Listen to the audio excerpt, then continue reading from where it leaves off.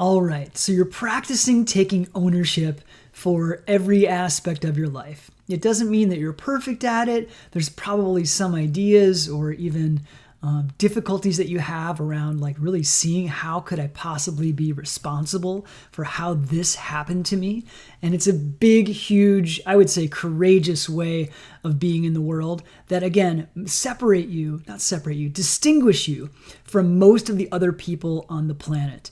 And if you practice that piece of ownership, of radical ownership, of big ownership, of owning and being responsible for everything that happens in your life, you will distinguish yourself from 99.9% of people, and you will be happier, more joyful, more fulfilled, more productive, and more successful than most people on the planet. Because nobody really does this, because they relate to everything in the world as happening to them and that they don't have any dominion over what happens to them. And the fact of the matter is, a law of life is that we create our lives. Everything in our life is our creation, and it is actually up to us to create it consciously if we wish. Okay? So you're practicing ownership. If you haven't seen that video, go back to the one right before this and watch that. It could be really helpful for context for this video. So here's an obstacle that you might face when you start taking on this practice of being responsible and taking ownership for all the things that happen inside and outside of you, and start to master our own internal world and creating in mastery our external world. What often happens is that we get stressed out because we feel like, oh my gosh, how am I creating this? What do I need? How do I decreate this? How do I create something else? Now that this is happening, how is this going to work out? And I'll have to tell you again, I see this a lot, but for 20 years of being on the spiritual path, I started from being a pretty miserable person. I thought I was kind of happy, but I would say I was avoiding a lot of my difficulties a lot of the time, and I wore a plastic smile for most of my, life, but certainly adult life, and wasn't genuinely fulfilled, and I was broke. And I had some friends, but not any not many deep, meaningful relationships. My romantic partnerships, they'd start off very intense and amazing and deep, and then they would fade away and we'd break up within about under a year, usually, right? And now I'm a celibate monk, so I found the relationship of my dreams, okay? Not in the package I was ever imagining, but here we are, okay? And the same may be true for you. Not that you'd become a monk or not, that you would find fulfillment in a package that you weren't actually thinking of. So one of the obstacles that we can face when we're taking this level of ownership is feeling like it's not going to work out, that we need to kind of control the circumstance. When in fact, here's the pro tip on this, around creating our life with this lens of ownership, is that we can allow what happens to happen and create a certain meaning from it such that it provides a context for how this is helpful. And this is the whole piece around when bad things happen to us. How is this a bad thing? Here's the challenge. And this, again, will distinguish you from pretty much, not everyone, 99.9% of people on the planet if you take on this mindset. How is this happening for me? How is this a growth-oriented circumstance that's happening? Yes, you could take it on as I'm growing because of this. Sure, I'm becoming more resilient. But how is this happening for me? There are lots of ways to do this. One way is to imagine yourself 1 to 3 years, 5 years down the line from whatever this is, looking back and imagining, I'm actually glad that happened. It might be very hard to imagine doing that right now, but it is actually something that you can do, that you can practice. It's called a future memory. And then you'll find yourself, if you practice this diligently, you'll find yourself in that time frame thinking, oh my gosh, it came true. And this is how we manifest our dreams. One aspect of it is the future memory, right? So here's the piece.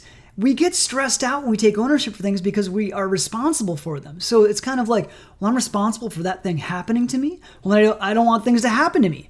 And we can get into this game of feeling like we have to control the experience of life. And it's not a helpful or efficient way of going about the way that we live our lives.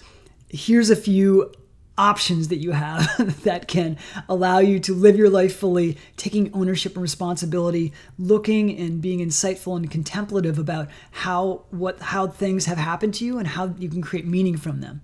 One is, imagine that there is a grace that is bringing things to you, that's bringing relationships, that's bringing circumstances for you, that's bringing everything that happens in and around you is brought to you with a grace.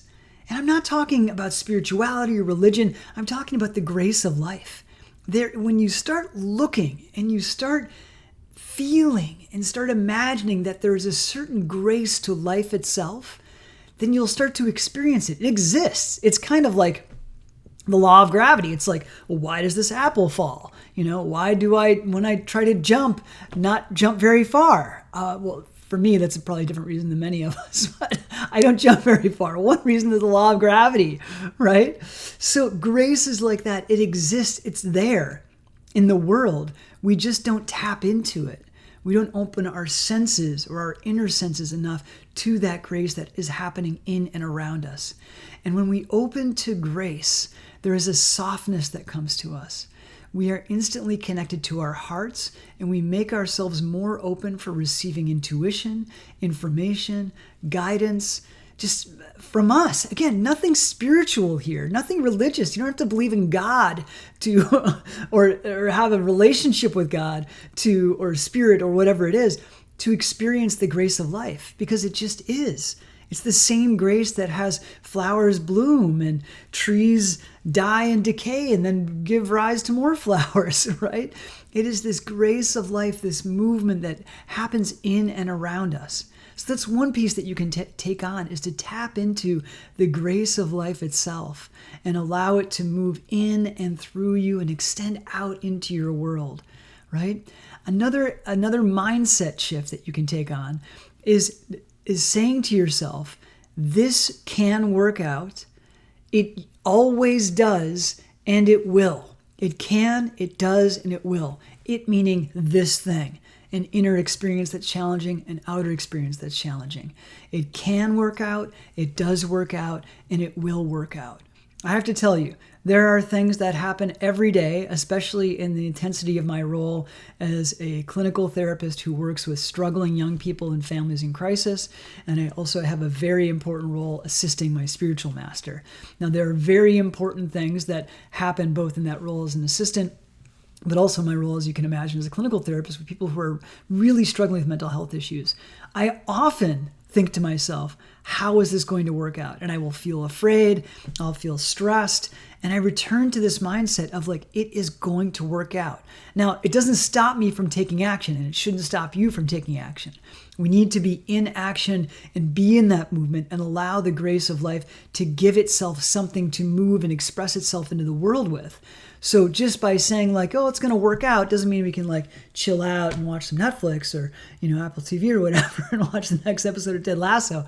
No, man, we got to get off and not saying that's a bad thing. I really enjoy Ted Lasso, actually, even the reruns. It's fantastically uplifting.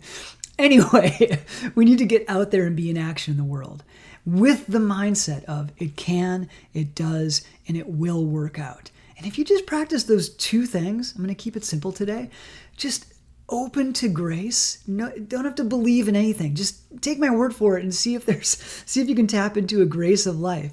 You'll probably notice it in moments of deep connection with somebody else, with yourself, time in nature, even if you're being moved by content or a movie or something like that. That's the grace of life.